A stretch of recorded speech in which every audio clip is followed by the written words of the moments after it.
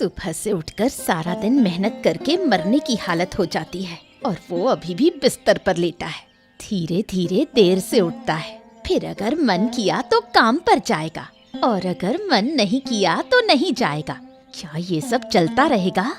मैं तो अब तंग आ गई हूँ। जिंदगी में कभी कुछ नहीं पाया, किसी तरह एक पति मिला है और मेरी जिंदगी चल रही है।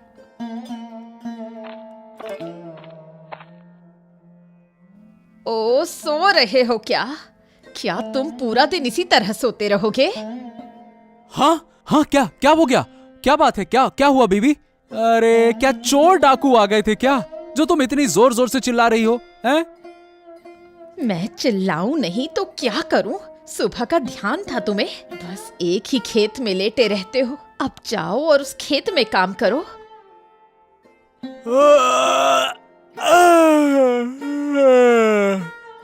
जा रहा हूँ बीवी, जा रहा हूँ। पूरा दिन तो वहीं बिताना होगा। थोड़ा और सोने दो ना। तुम कुछ तब तक खा पी लो। मैं तुम्हारी सेवा नहीं करूंगी, जरूरत हो तो खुद कर लो। मैं पूरे जीवन तुम्हारी नौकरानी बनने के लिए तैयार नहीं हूँ। अरे सुबह सुबह तुम्हारा मूड खराब रहता है क्या? फिर सारा दिन झगड़ा करती रहती हो, kit kit kit kit kit kit. हैं? तुम मेरे लिए क्या करते हो जो मुझे तुम्हारे साथ मीठे शब्दों में बात करनी चाहिए?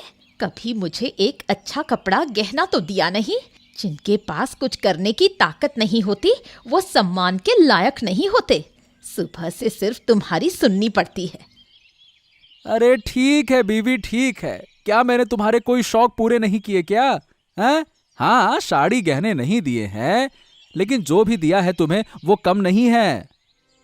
क्या दिया है तुमने? एक घर तो दिया है, लेकिन उसे पक्का नहीं कर सके।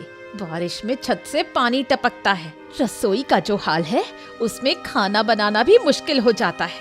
फिर भी मैं तुम्हारे लिए सब सहन करती रही, अब नहीं सह सकती। अच्छा, तो अब क्या करोगी तुम? बोलो।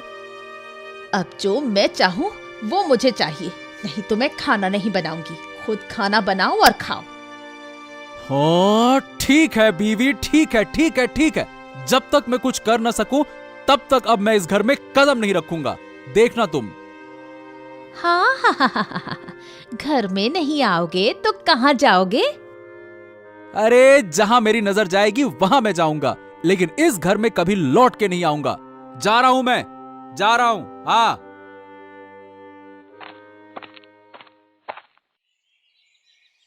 अरे बीवी, अरे सुनो तो। ये खाओ, अब मुझे अंदर जाना होगा। सुनो, जल्दी खाना दे दो।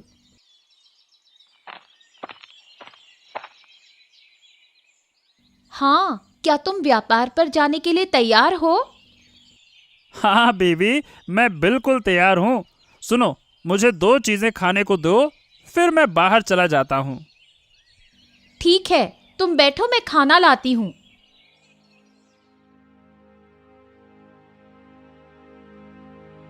सुनो, मुझे तुमसे कुछ बात करनी है, अगर बुरा ना लगे तो। हाँ हाँ बिल्कुल बिल्कुल, जो कहना है कहो। लेकिन बीवी, कोई बकवास बातें मत करना, मैं पसंद नहीं करूंगा। साफ साफ बता रहा हूँ, पहले ही बता रहा हूँ। जो भी कहोगी सोच समझ कर कहना, ठीक है ना? हमारी मोहल्ले की पायल, जहीर की पत्नी, वो जो है ना, घाट पर बर्तन धोते वक्त उसका पैर फिसल गया और उसका पैर टूट गया। मैं सोच रही थी अगर हम कुछ पैसों से उसकी मदद कर दें तो अच्छा होगा। अरे ये तुम क्या कह रही हो बीवी? क्या तुम्हें जहीर के बारे में याद नहीं है क्या? देखो, जब मैंने व्यापार शुरू करने की सोची थी तो वो आदमी कितना परेशान करता था, भूल गई हो क्या? सबके सामने मुझे अपमानित किया था।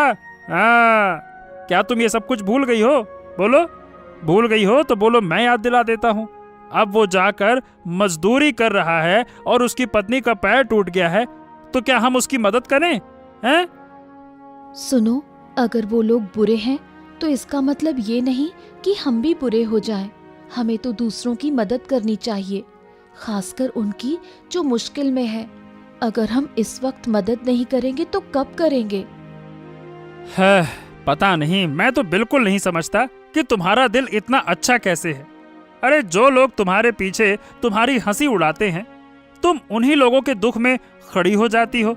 और क्या इस गांव के लोगों को कोई शिक्षा नहीं है। वो तुम्हारे बारे में बातें करते रहते हैं, तुम्हें पता भी नहीं है। मुझे पता है लोग क्या कहते हैं। वो कहते हैं कि मैं भोली हूँ। हाँ बीबी, वो यही कहते हैं। दरअसल हमारा अच्छा होना उन्हें नहीं भाता है।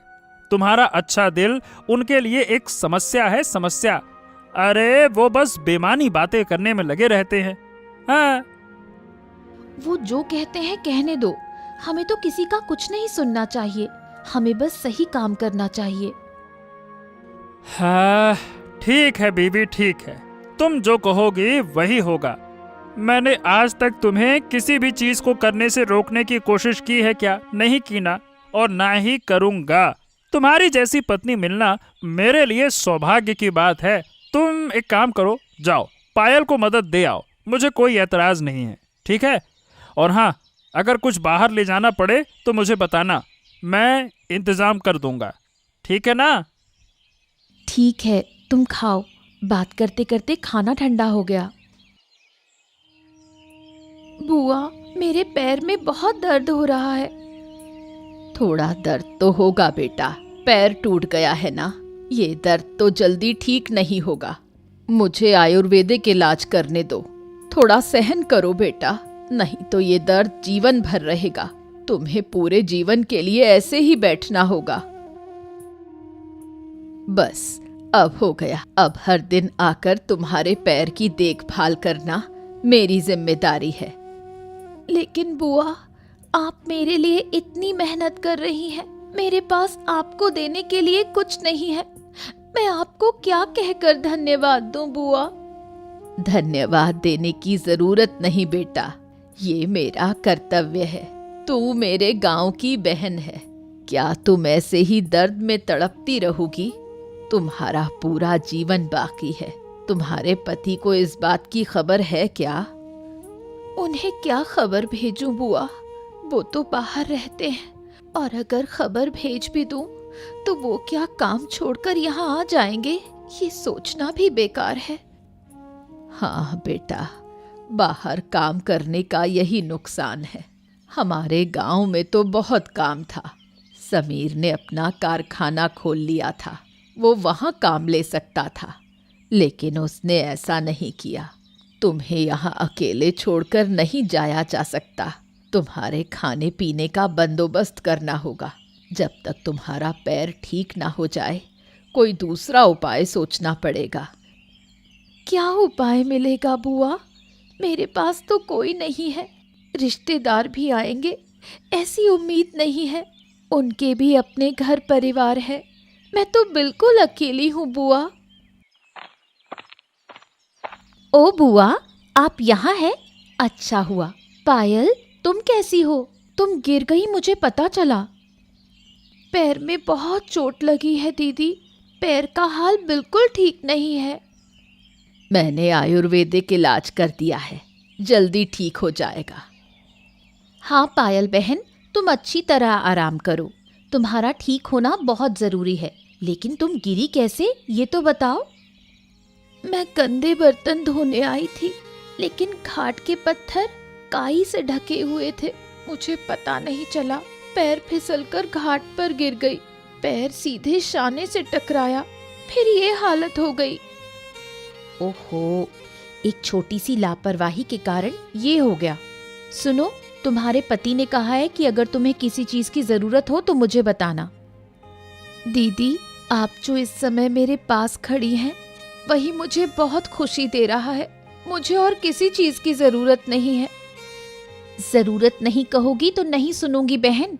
तुम्हारा पैर टूटा है, अब तुम्हारी देखभाल करने के लिए किसी को तो रखना पड़ेगा। अरे बुआ, आप तो अकेली हैं और आपको ये आयुर्वेदिक चीजें आती हैं। अगर आप कुछ दिन पायल के पास रहकर उसकी देखभाल करें तो कोई परेशानी होगी आपको? मुझे कोई परेशानी नहीं है बेटा, मैं पायल की पूरी देखभाल करूंगी, लेकिन मेरे पास ज्यादा पैसे नहीं हैं। इसके बारे में आपको चिंता करने की जरूरत नहीं बुआ। सभी दवाइयों का इंतजाम मैं कर दूंगी। आपको जो भी चीज चाहिए बस मुझे बता देना, मैं हर दिन जाकर चीजें दे जाऊंगी और तुम्हारा हालचाल भी ले लूंगी। पायल बहन, तुम बुरा मत मानना, मैं तुम्हारे पास रह सकती थी, लेकिन तुम समझ सकती हो कि मेरे पति को व्यापार के कामों के लिए जाना पड़ता है, इसलिए मुझे पहले से खाना और अन्य काम करने पड़ते हैं। दीदी, आप जो कर रही हैं वो कोई और नहीं करेगा। जिनसे मैं घाट पर बैठकर बातें करती थी वो एक बार भी मेरी स्थिति को जानने नहीं आए। जैसे ही सुना कि मेरा पैर टूट गया है, तुरंत दूर हो गए। ये सब छोड़ो पायल बहन, सभी लोग एक जैसे नहीं होते। नहीं दीदी, आज मुझे बोलने दो। वो लोग दिन रात आपके पीछे बात करते रहते हैं। आपकी इस अच्छाई को वो पागलपन कहते हैं धनी पति की मूर्ख पत्नी। सच कहूँ तो मैं भी उनके साथ मिलकर यही सब कहती थी, लेकिन आज जब मैं खुद मुसीबत में हूँ तो मुझे समझ में आ रहा है कि कौन अपना है और कौन पराया। अब से अगर किसी ने आपको मूर्ख कहा तो हम सहन नहीं करेंगे। तुम शांत रहो पायल, जो लोग जो कह रहे हैं उन्हें कहने दो। उनकी बातों से मुझे कोई फर्क नहीं पड़ता। मैं हमेशा लोगों के संकट में उनके पास खड़ी रही हूँ और आगे भी खड़ी रहूंगी। अब तुम आराम करो, मैं कुछ पैसे बुआ के हाथ में दे रही हूँ, कल फिर आऊंगी। बुआ, अब मैं जा रही हूँ, ठीक है?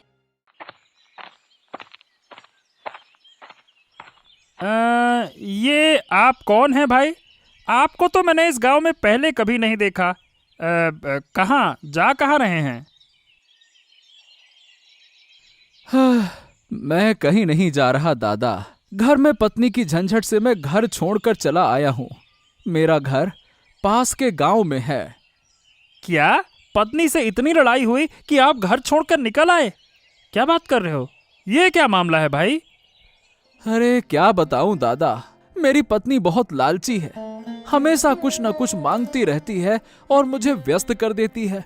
मुझ में अपनी हैसियत के अनुसार उसे चीजें देने की शक्ति नहीं है, तो वो मुझे दिन रात ताने देती है, कोसती है, ऐसा वैसा, ये वो ये ऐसा वैसा। इसीलिए मैं गुस्से में घर छोड़कर चला आया। अच्छा, लेकिन घर छोड़कर जाना ये तो कोई उपाय नहीं हुआ। ये बताओ, आप काम क्या करते हो? मेरे पास एक छोटा सा खेत है, वहीं खेती करके अपना घर चलाता हूँ। मुझे माफ करना दादा, अब इस जमाने में सिर्फ एक खेत की खेती करके घर चलाना बहुत मुश्किल है। देखो, अब समय बदल चुका है, मांग बढ़ चुकी है। अगर आप समय के साथ नहीं चलेंगे तो घर में अशांति तो जरूर आएगी। इसमें पत्नी का कोई दोष नहीं है। तो आप कहना क्या चाहते हैं दादा, कि क्या सारा दोष मेरा है?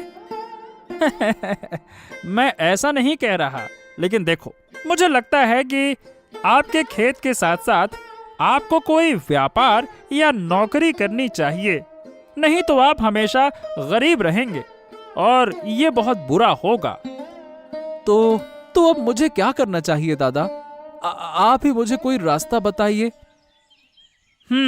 ठीक है, रास्ता बता रहा हूँ, लेकिन यहाँ नहीं, आपको कुछ खाने को नहीं मिला। चलिए हमारे घर चलकर खाना खाइए, वहां बातें करते हैं। चलिए। खबर सुनी है, पायल गिरकर पैर तोड़ चुकी है। क्या तुम एक बार हाल पूछने नहीं जाओगी? तुम तो पागल हो गई हो क्या रत्ना? इस समय कोई जाकर हालचाल पूछता है क्या? 2-4 दिन बाद चलेंगे, तब जाकर थोड़ी बातें करेंगे, पर अभी इस वक्त जाना बिल्कुल ठीक नहीं है। सही कहा, अगर अभी गए तो हमारे लिए भी मुश्किल हो जाएगी। वो हमसे कुछ ना कुछ मांगने लगेगी, पैसे की मदद, कुछ और। नहीं, हम ऐसा नहीं कर सकते। सुना है नीलिमा आज पायल से मिलने गई थी। वो तो अमीर घर की मूर्ख बहू है, वो जैसा करेगी वैसा करना। चली जाए मिलने, फिर देखेगी कि असलियत क्या है। वैसे वो बड़े लोग हैं, इस वक्त तो उन्हें किसी को पैसे से मदद करने में कोई परेशानी नहीं होनी चाहिए, लेकिन फिर भी पायल से मिलने जाना इस समय मूर्खता ही लगेगी। क्या करें, वो तो गरीब है। ऐसे लोगों को हमेशा कुछ न कुछ चाहिए ही होता है। सही कहा तुमने। मेरे पति ने तो मुझे मना कर दिया है पायल के घर जाने से, और अगर गई भी तो गरीबों जैसा दिखाकर 2 शब्द सहानुभूति के बोलकर जल्दी से वापस आ जाएंगे। जब हम दोनों जाएं तो साथ में जाएंगे। अच्छा, अब चलो पानी ले चलते हैं, खाना बनाने का वक्त हो गया है। हाँ, तो घर वाली, ये बताओ कि पायल कैसी है? उसके पैर की हालत क्या वाकई बहुत खराब है क्या? बहुत बुरा तो नहीं कहा जा सकता, फिर भी ठीक भी नहीं है। हमारी बुजुर्ग महिला गई थी, पायल का आयुर्वेदिक इलाज किया है। मैंने उनसे अनुरोध किया कि जब तक पायल ठीक नहीं हो जाती वो वहीं रहें, और मैंने ये भी कहा कि हर दिन पायल को जो भी सामान चाहिए, खाना पीना सब मैं भेज दूंगी। हाँ, तुमने सही किया घर वाली। इस समय लड़की के पास अगर माँ खड़ी हो तो उसका जीवन बर्बाद हो ही जाएगा। दादा, एक बात कहूं, आपके जैसे इतने अच्छे सोच वाले पति पत्नी मैंने कभी नहीं देखे। आप हमेशा दूसरों की मदद करने के लिए खड़े रहते हैं। सच में हम आपके साथ जुड़कर बहुत खुश हैं। फिर भी लोग कहते हैं कि मेरी पत्नी मूर्ख है, मूर्ख। देखो, मुश्किल वक्त में किसी के पास जाना नहीं चाहिए, नहीं तो लोग आपको मूर्ख कहेंगे। क्या कहेंगे? मूर्ख। अरे दादा, लोगों की बातों से क्या फर्क पड़ता है। घर वाली का दिल बहुत अच्छा है, इसी वजह से आप इतने सफल हैं। हाँ। अरे सिर्फ मेरी नहीं, तुम थोड़े ध्यान से सोचो तो तुम्हारी घरवाली भी तुम्हारी तरक्की ही तो चाहती है। और क्या चाहती है बताओ? दादा, मुझे तो लगता नहीं है। वो हमेशा मुझे ताने ही देती रहती है, ये नहीं वो नहीं, ऐसा नहीं। अरे भाई, तुम अपनी सोच बदलो, फिर देखोगे दुनिया के सारे लोग तुम्हें अच्छे लगने लगेंगे। तुम्हारी घरवाली तुम्हें ताने नहीं देती है, वो चाहती है कि तुम भी तरक्की करो। सभी लोग अच्छा जीवन ही तो चाहते हैं, और क्या चाहते हैं, और इसके लिए करनी पड़ती है मेहनत। पर दादा, मैंने आपको तो पहले ही बताया था, मेरे पास वो एक छोटा सा जमीन का टुकड़ा है, उसी से मैं क्या इतना खुशहाल जीवन जी सकता हूं? बताइए भला। इसीलिए तो कह रहा हूं, तुम मेरे मिल के काम में लग जाओ। महीने के आखिरी में अच्छा वेतन मिलेगा। देखना, धीरे धीरे तुम्हारा जीवन भी सुधरेगा, घर वाली की सारी इच्छाएं भी पूरी कर सकोगे, और खुद भी तरक्की कर सकोगे। लेकिन दादा, क्या मैं कर पाऊंगा? अरे बिल्कुल कर पाओगे। सब कर रहे हैं तो तुम भी कर सकते हो। बस थोड़ा सा धैर्य रखना होगा और सही दिशा में काम करना होगा। घर में शांति रखो, घर वाली की बात सुनो। अगर कभी लगे कि वो कुछ ज्यादा कह रही है तो समझाओ और समझो। बेवजह लड़ाई झगड़ा बढ़ाने से सबका मानसिक तनाव बढ़ता है, समझे? हाँ, ये बात तो सही कह रहे हो दादा। आपके साथ रहकर मेरी तो पूरी सोच ही बदल गई। मैं तो हमेशा अपनी घरवाली को लालची समझता था। लेकिन अब समझ पा रहा हूँ कि वो मेरे भले के लिए ही ऐसा करती है। सच कहूँ, अगर वो लालची होती तो मेरे साथ नहीं रहती, लेकिन चाहे वो कितना भी कष्ट झेले, वो हमेशा मेरे साथ रही है। हाँ दादा, जो आपके दादा ने कहा वही करो। तुम भी अपने दादा की मिल में काम ढूंढो। किसी को ये मत बताओ कि तुम्हारे दादा ने तुम्हारी मदद की। बस चुपचाप अपने काम में लग जाओ। देखना, तुम्हारा घर बहुत खुशहाल होगा, और कभी कभी घर वालों को कुछ उपहार देना अच्छा रहेगा। गिन्नी, तुम ये बात मुझसे कह रही हो? इसका मतलब तुम खुद भी उपहार चाहती हो, क्यों?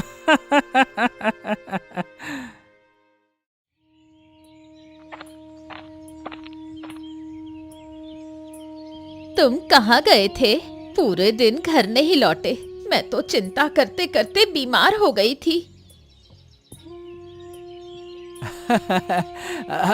अरे ओ घर वाली, चिंता किस बात की? अब से मैं हर शाम इसी वक्त घर लौटूंगा। हाँ। क्या हुआ? क्या तुम मुझसे नाराज हो गए? अरे नहीं गिन्नी, नाराज नहीं। बगल के गांव में एक मिल में नौकरी मिल गई है। देखो, इस खुशी में तुम्हारे लिए साड़ी और मिठाई लाया हूँ। हाँ। क्या तुम सच कह रहे हो? अरे घर वाली, अब तुमसे क्यों झूठ बोलूं? कल सुबह जल्दी उठकर खाना बना देना, मुझे काम पर जाना है। हाँ। लेकिन अचानक इतना कुछ कैसे हो गया? तुम्हारी सोच में इतना बदलाव? कुछ खास नहीं हुआ, बस मेरी सोच बदल गई, ऐसा समझो। इसका मतलब? इसका मतलब ये है कि मैं तुम्हें खाना खाते हुए समझाऊंगा, बस इतना समझ लो। लालची और मूर्ख, इन दोनों शब्दों का गहरा मतलब है, अगर सोच बदली जा सकती है तो जैसे एक मूर्ख पत्नी अपने पति की तरक्की चाहती है, वैसे ही एक लालची पत्नी भी अपने पति की तरक्की चाहती है। ये समझे बिना कोई रास्ता नहीं है। तो इनमें से मैं कौन सी हूँ, समझदार पत्नी या मूर्ख पत्नी? पहले वाली।